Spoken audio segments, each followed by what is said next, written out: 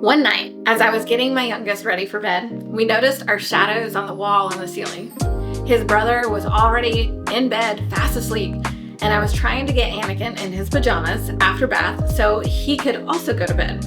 I was trying not to wake up Carter, so I had the flashlight on my phone turned on, which is what casted the shadows.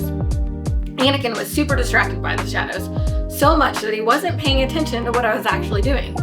When I got to his shirt and went to put it on, he was solely fixated on the shadow.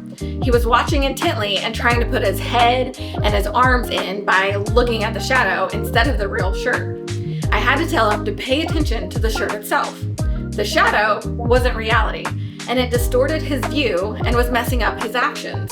In this passage, Paul warns the Colossian believers against being condemned by rules. He says, "For these rules are only shadows of the reality yet to come, and Christ himself is that reality."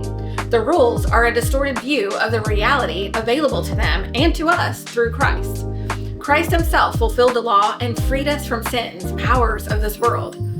The rules may seem wise, but they are a distorted view of how God actually wants us to live. Although it may seem wise to follow these rules, they really don't provide help in conquering the powers of sin in our lives.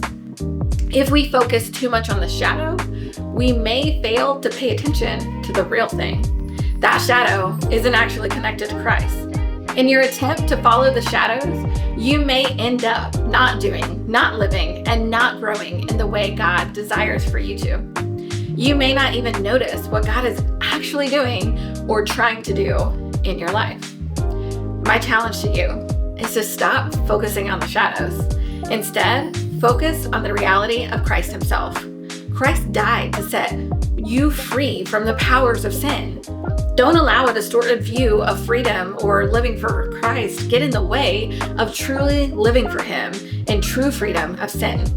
Because of Christ and this freedom, there is no condemnation. Live free by living focused on Christ.